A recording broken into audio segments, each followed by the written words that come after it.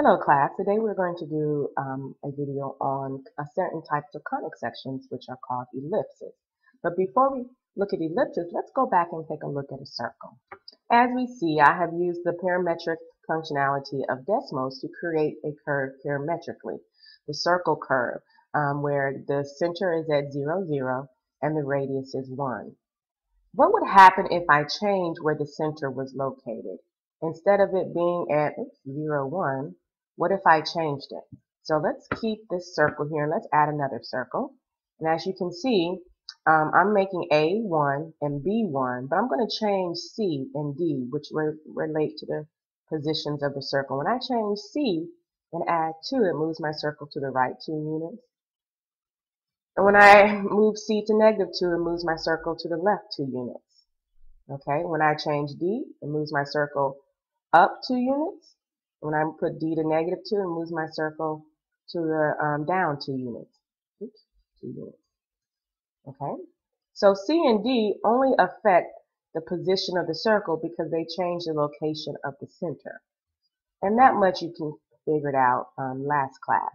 But let's talk about what happens if I change A. Right now, A is 1. And if I know if I change A and B so that they're the same number, I will still have a circle. But what if I change A and B so that they don't have the same number? So let me change A from 1 to 2.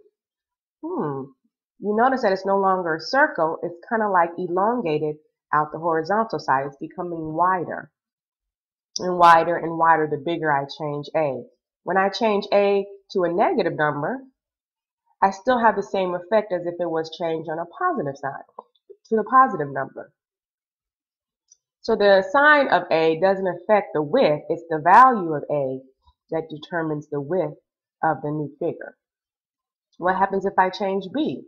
If you say that changing B will increase the size of the circle, it will no longer be a circle, you're right, partially right. It's no longer a circle, but now it's been stretched vertically because I'm changing B, which affects the y coordinate.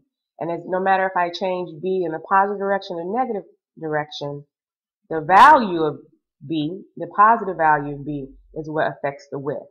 It does not affect the center or the position because the center and the position of the shape are still the same. You just stretched it some. So really, a circle is a special case of this type of figure. And this type of figure, some of you may already know, is called an ellipse based off the notes. So let's take a look back at the notes. Ellipses are curves that can be constructed by slicing a cone in the manner below. And as you can see, I have an example of a picture of a slicing the cone in a horizontal slicing on the cone part. And as you can see, the slice ends up being an ellipse, which we know to be a very special, a circle is a very special case of an ellipse. So an ellipse, like a circle, has a center. And an ellipse, like a circle, has 4 major points on the axes. Now, the axes do change positions. Normally, when the center is 0, 0, the axes is the x and the y axis. But if I were to change the coordinates of the center, then that creates a new axis. But we call these axes, regardless of where their location is, if it has been, the ellipse has been stretched vertically, we call the vertical axis the major axis. And where the ellipse has been stretched horizontally, we call that the major axis. So the major axis changes depending on what type of stretching the ellipse is. Is it more vertical? Then the major axis is the vertical ellipse. Is it more horizontal? Then the major axis is the horizontal axis. Okay? And then vice versa, the minor axis switches. So in this case, it's been stretched more, it's been stretched more vertically than horizontally. So the vertical axis is the major axis and the horizontal axis is the minor axis. Over here, it's been stretched more horizontally than vertically. So the horizontal axis is the major axis and the minor axis is the vertical axis. So it depends on which it has been switched more. So in order to represent an ellipse parametrically, it's very similar to that of a circle parametrically. We still use A, H plus h and k to represent the center, and we still use sine and cosine for for y and x.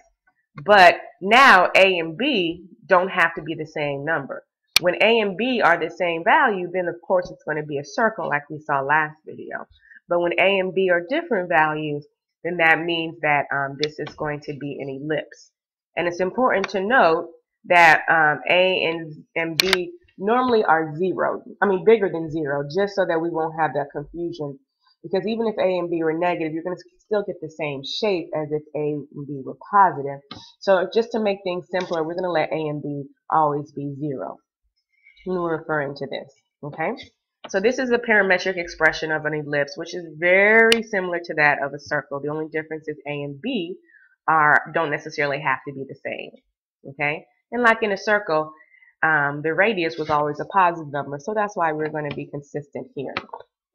So that's how you get the equation of the ellipse. And as you can see in our Desmos graph, that's how our graph was. So earlier when I was talking about the major axis, this graph has a major axis at the vertical axis of x equals 0, and a minor axis on the horizontal axis of x equals 0. But if I were to change its position, okay, let me move this up so you can see. As you can see, the major axis is no longer x equals 0, but the major axis is the axis x equals 1. And the minor axis is the axis x equals negative 1. And if I were to move it over 2 more, you can see the result as well too. But in the interest of time, I'm not going to spend too much for that. But the minor axis and the major axis do change locations based off the center, and they also depend on which type of ellipse we're talking about. So let's go back. So we talked about the parametric form. Now let's talk about the non-parametric form.